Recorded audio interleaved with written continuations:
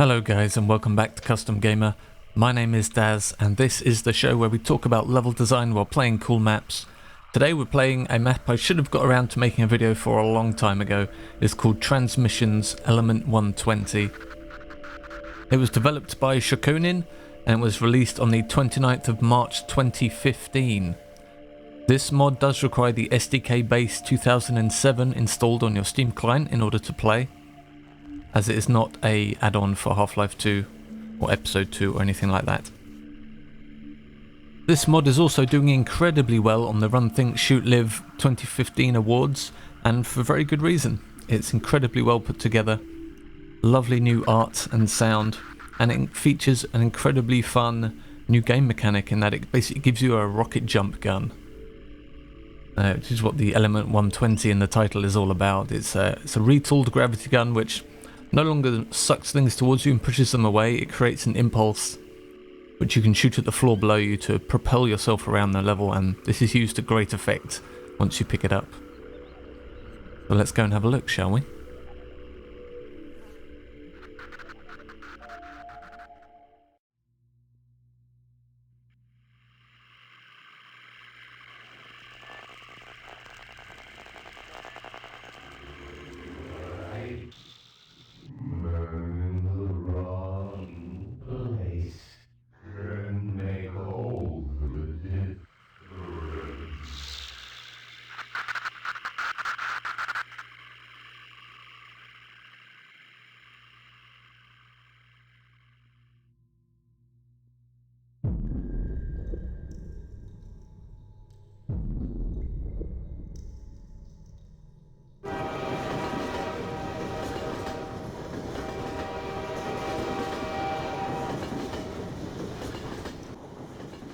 So of course, as with so many Half-Life mods and maps, we start off in a train.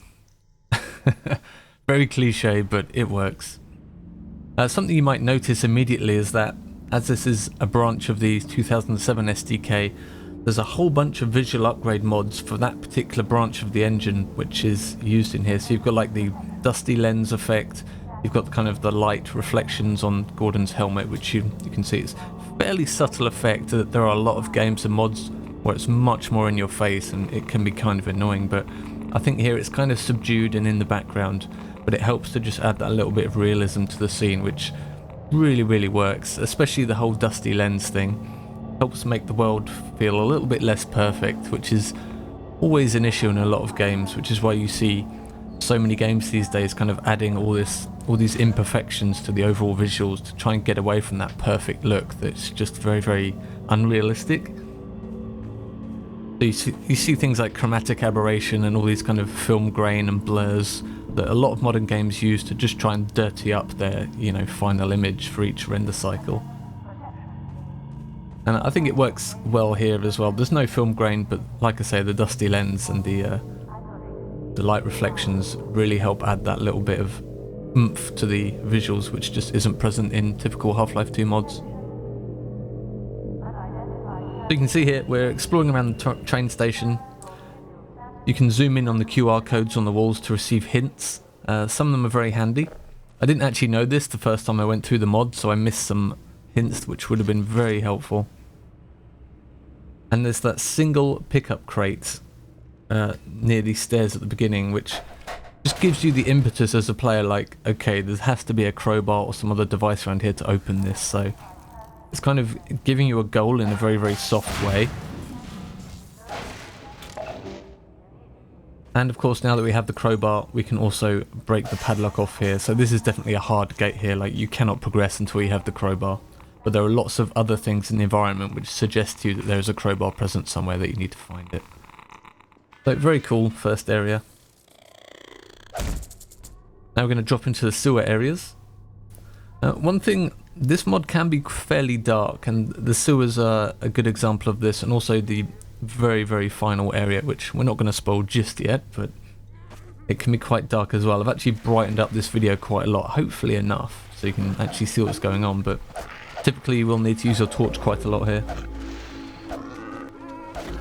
There's another use of the kind of dynamic lighting effects here as well, so you can see the shadow of the zombie kind of eating this human up against the wall, which is kind of nice. It's another of these upgrade things which is in the 2007 branch of the engine. And it's all used very tastefully, not overdone, but used where it should be to kind of enhance the mood or draw your attention to something, which is nice to see. Now we can continue on down this tunnel. Now, the beginning of the mod here is very much kind of standard Half-Life 2 gameplay. There's some very simple puzzling, various enemy combinations which you need to look out for. Very, very standard stuff. Here's where it starts to get a little interesting. So you've got this blocked off passageway, and if you can't read the text, it actually says here that the drop will save you with the weapon. Now, you have no idea at this point what it's talking about. And you can't actually open this up yet, so you just kind of figure it's a dead end. You come back there later and it makes a lot more sense. Again here, you've got the zombie bashing on the wall, and you can't actually open the door here. It's something, again, you have to do later once you've picked up the rocket jump gun. It's a nice way to keep environments fresh, because you do loop back through here once you've picked up the weapon, which obviously opens up all these new areas. You can come up, open all these doors which you couldn't before, to grab some more supplies. So here's where the hints start getting really useful.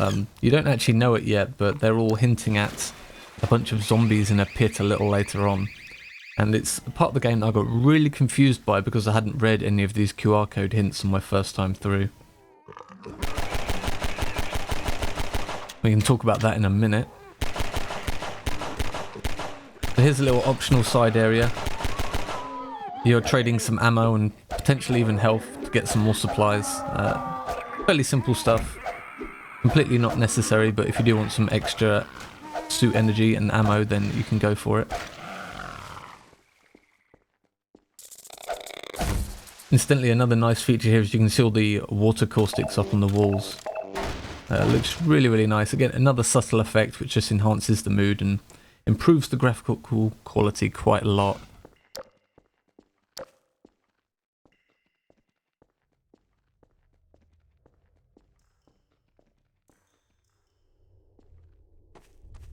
Now we've got the classic lambda telling us which way to go.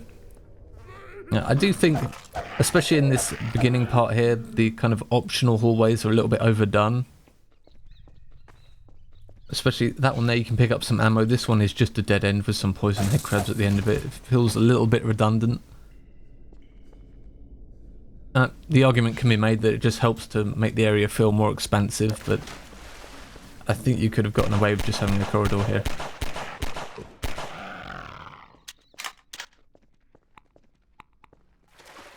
Yeah, these are some more major hints from the QR codes. There's, do not go gentle into that good light. And calm, calm with the guard of the night. And you're probably picking up a theme here that is talking about light and dark, and how when it's dark, you are safe. Essentially. Which is the big hint for this next area here. Once we open it up.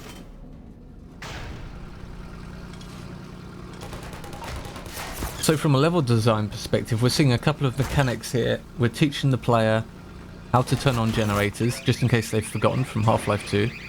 Which is something worth doing. If you think about it, a lot of people, they've played Half-Life 2, they roughly remember some of the mechanics in it. So if you're creating a custom level for it, it's actually a great idea to reuse a mechanic from Half-Life 2 once in a very simple way, just to get them to remember, jog their memory, okay, this is what this does, I remember how it works, it's fine. Whereas if you just throw them directly into the complex version of the mechanic, it might overwhelm them, they might not understand it correctly, so doing it this way is quite nice. And here we are, the pit of death. So we've got a pit of zombies. Again, we've got some more hints on the wall here. And the mechanic here is when you turn off the lights, the zombies become docile, and you can walk into the pit and just kind of avoid them and walk around in order to activate the winch in there. Now all the QR codes have been hinting at this throughout the entire level. If you haven't read any of the QR codes, it's really confusing because it's completely abnormal behaviour for Half-Life 2 enemies. They don't really care what the light level is unless they're scripted to ignore you, which is how it works here. But yeah, if you missed all the hints, then it's totally strange.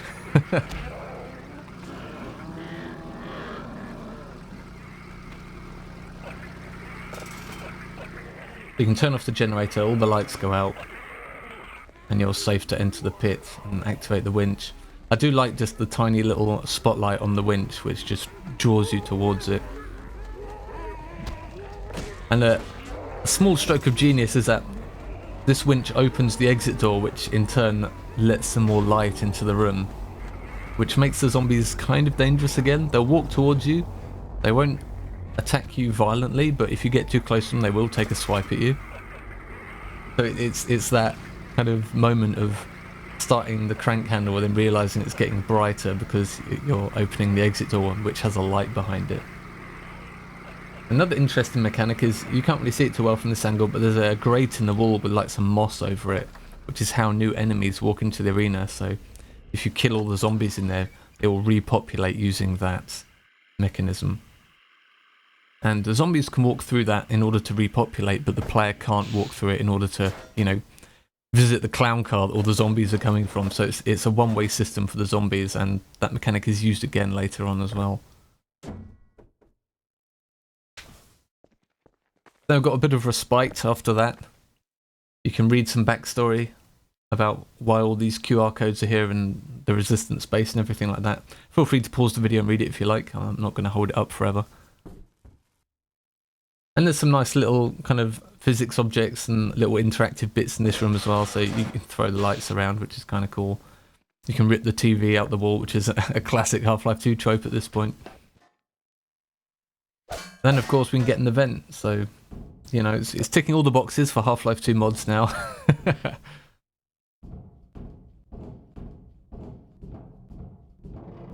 Now, these vents are visually interesting in just that they're created from displacements rather than brushes, so they've got like a slightly angular and not perfect feel to them, which I like. And we are dropped unceremoniously into the rebel base. Now this is where things get really interesting. There's some nice visual detailing here, just like things like new models, like these, I don't know what they are, like pipes and looks like maybe generators or something on the walls there. There's a lot of custom new models and things like that in this mod, all created by the author, I think. I think he did everything. Probably why it took him 2 years to make this thing.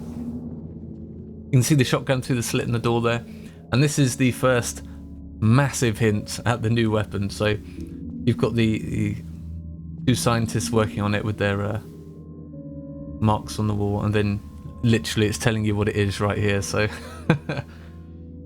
now this mod gets bonus points from me because the sound it uses when you fire this gun is kind of the Quake rocket launcher mixed with some other things as well. It's so yeah, it's definitely got the rocket jump lineage down correctly. So interestingly, this gun uses your auxiliary power. So if you've got your flashlight on and running around, you won't be able to use this as much. You have to wait for your power to recharge before you can fire it. I think it uses up like 20% power per shot or something. Yeah, this is definitely like more of like a test chamber environment. It's completely safe. You're just free to mess around with the gun, see how it works. And then the kind of the decals on all here draw your eye up and you think, okay, I need to jump up here to proceed. It's a very, very, very well designed area. Even if someone is playing this mod who's never heard of rocket jumping before, because of the very obvious placard on the wall telling you how to use it, it still works.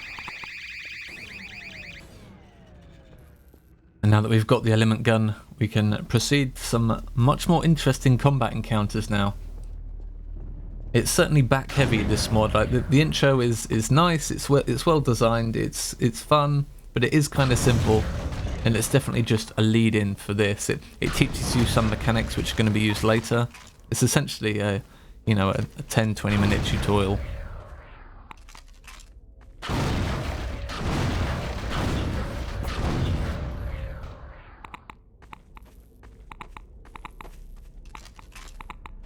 And now we're introed to another new mechanic. Again, it's a completely safe area so we can observe this device at our heart's content.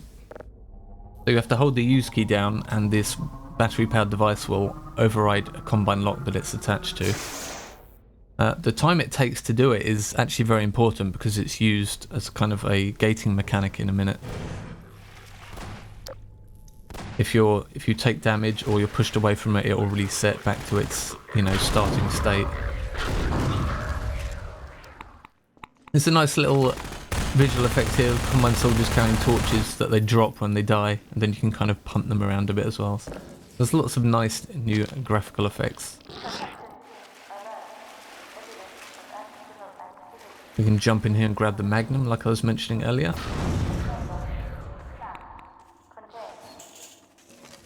So this is a great way to do backtracking. I've mentioned this a lot in a lot of videos, but if you're going to do backtracking in a map, this is another great example of how to do it, in that you're playing the level completely differently the second time you're going through the environment, which is really important. You have to change something, otherwise it's just going to feel stale and repetitive. So giving the player a new weapon, giving the player a new traversal mechanic to negotiate the space differently is very important. And now we get to, I like to call this arena the playground, because that's essentially what it is, right? You've just got this weapon, you've learnt how to jump with it, and now you can learn how to hunt various objects with it to kill enemies, and there's just physics props all over this environment. And they're set up in such a way that, using the element gun on them will create all kinds of devastation. Get rid of these sentry guns. They are completely out of ammo anyway, so...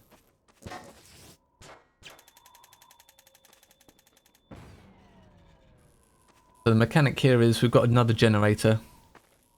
We need to use it to power up the lift mechanism. But of course it can't be that simple. So unfortunately one of the cables is disconnected, and the designer shows you this in a very nice way. The blinking red lights with the sound drawing your attention to it, and the fact that it sparks when it fails. You can see more of the moss covered grates which the zombies pour out of, which I was talking about earlier. There's two of them up here which repopulates this area once the arena starts.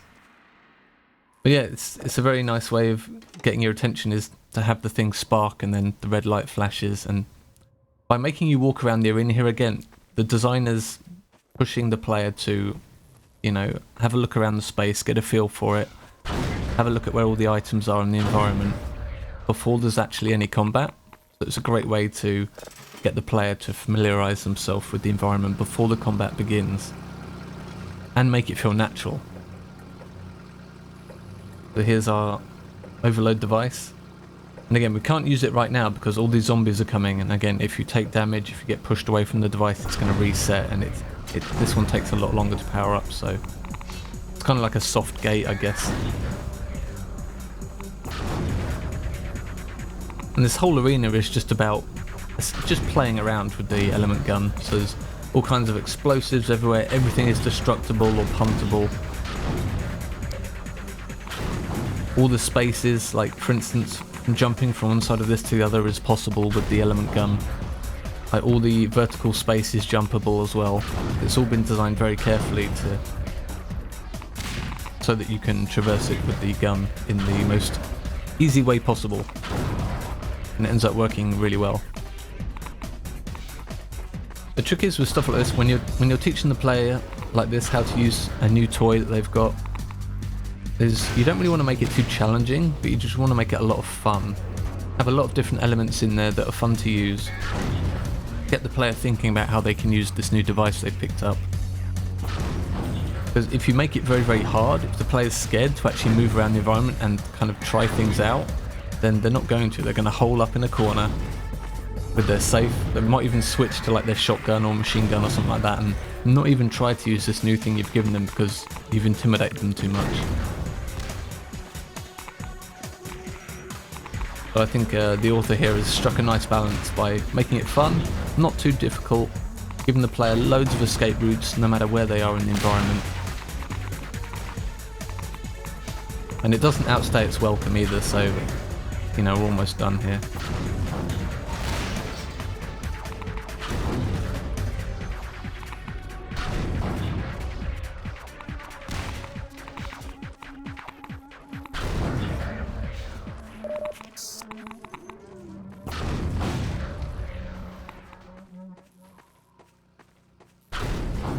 and the area ends in complete destruction. Which is how it should be. When the player exits an area, there should be some semblance of their passing, right? If the area looks exactly the same after a huge fight, and there's, you know, there's no damage, there's no nothing, then there's a lack of agency there in a way. You really want to make it feel like the player had an impact in this area, and this area just gets completely destroyed by the end of it. Very cool.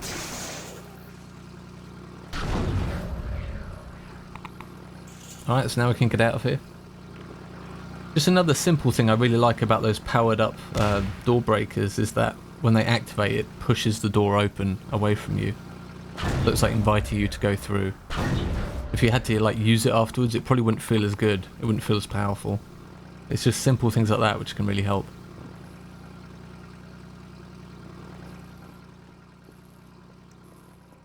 I can go for a little sightseeing tour. I'm not quite sure what the purpose of this like vista area is. I mean, it's all blocked off with little sheeting so you can't get out. But it just feels a little bit vestigial, like perhaps there was some more gameplay up here that was cut back or removed, and now it's just kind of like, go up there and have a look. Why not? And of course we've just had a big arena with lots of combat, very fast paced, so now we've got some downtime. Let the player relax a bit.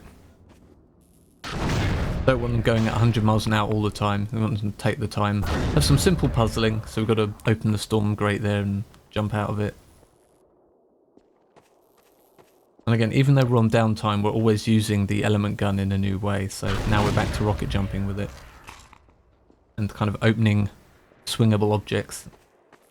The author's always slowly increasing our repertoire of moves. Like, I mean, this stuff is second nature to me, but that's because I've been playing Quake for 20 years. But for someone who hasn't been playing Quake as long as I have, or any kind of game with kind of weapon-based propellant, for want of a better word, then this stuff is probably required.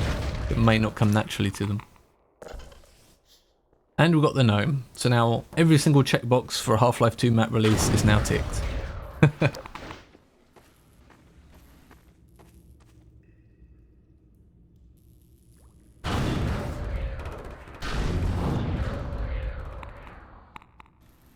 So we really want to get that crossbow. And this is another classic example of if you walk around to the front there, the door is locked.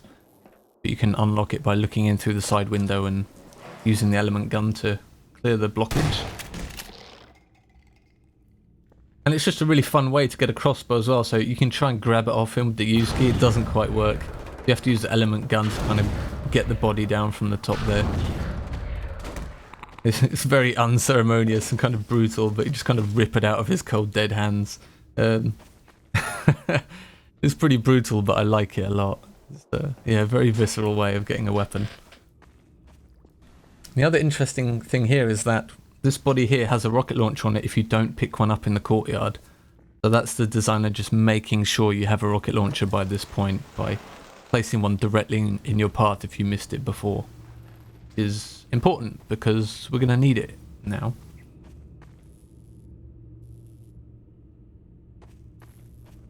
I suppose now's a great time to say just how gorgeous this mod is. I mean, I would say that parts of it are quite dark, especially this area here and the area after. I think they could have done with brightening up a little bit, but just in terms of like detailing, you know, the lighting mood is exactly correct, even if it's not quite as bright as I would like.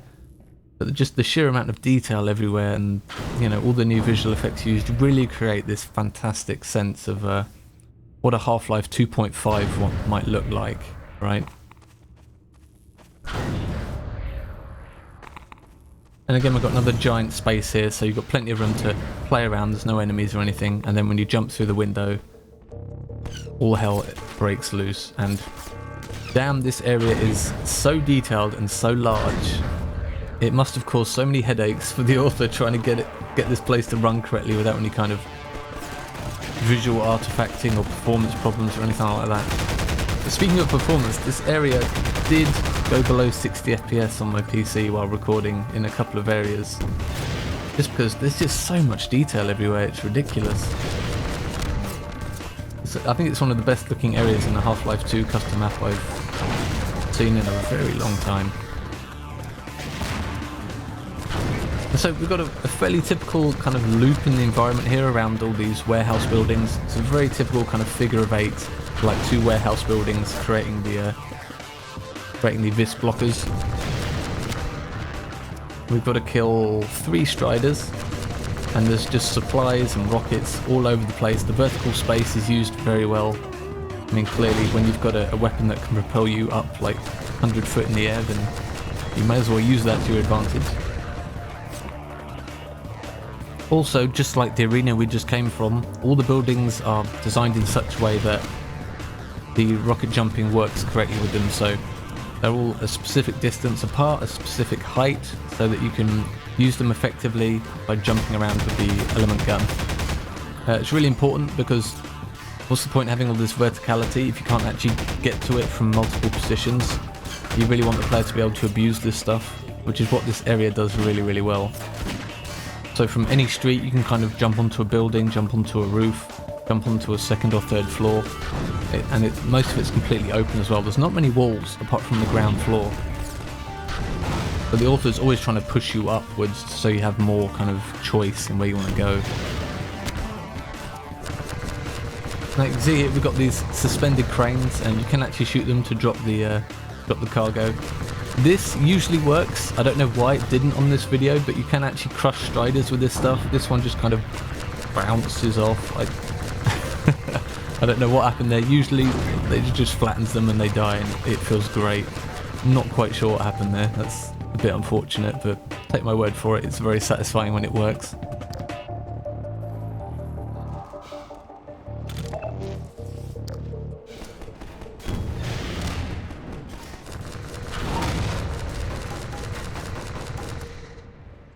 So there's like a constant flow of combined troops into the area as well, so there's a little bit of pressure in that you are going to slowly get whittled down if you don't take out the soldiers as well as the Striders. But they're never much of a threat. Once you go up to the 2nd or 3rd floor, it's definitely just you versus the Striders. The Combine are more of a nuisance than anything else.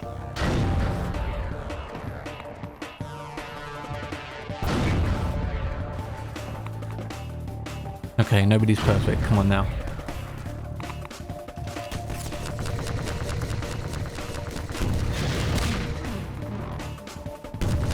Yeah, I think you can see what I mean. It is a little dark.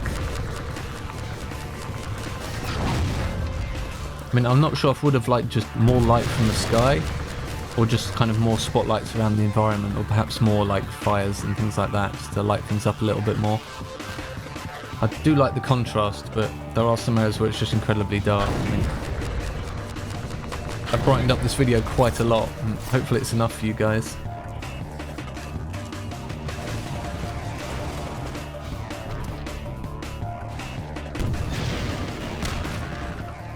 You're definitely not safe in these buildings either, so there's all kinds of destruction points that the Striders will shoot for, as you're seeing here.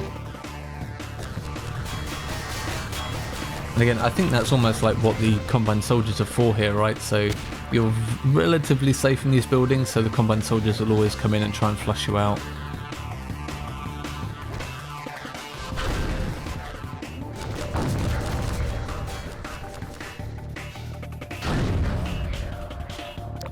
Now I'm just trying to find, I think I just need 1 or 2 more rockets to finish this Strider off, and just found some now.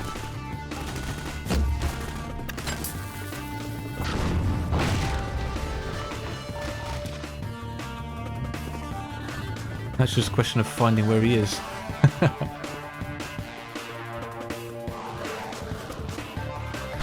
Luckily, with the element gun you can move around quickly to try and find them.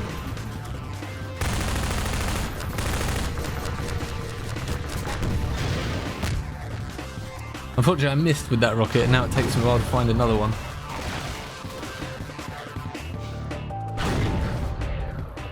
I'll spot one just in front of this truck here, and then we can take him out. And unfortunately, Dr. Freeman. that is that. Is it really that time again? I can't even begin to tell you how angry I was when the mod just ended like that. It just hit its stride. I was having the time of my life in this area. It was fantastic. I was loving it. And then it just ends.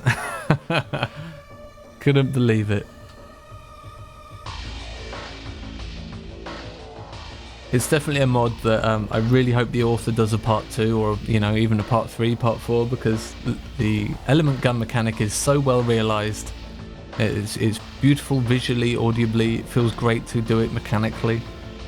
The areas are really well designed to incorporate it into them, and the whole mod is just beautiful. So yeah, I'm really hoping there's more to come, but we will see. We've been given a taste and now we want more. Alright guys, thank you very much for sticking with me right to the end. It's been a longer video. I thought I'd better do some Half-Life 2 stuff. It's been a really long time since I've done a proper Half-Life 2 video, so if you're not into Quake, hopefully this will fix you up for a little while. And I will see you next time.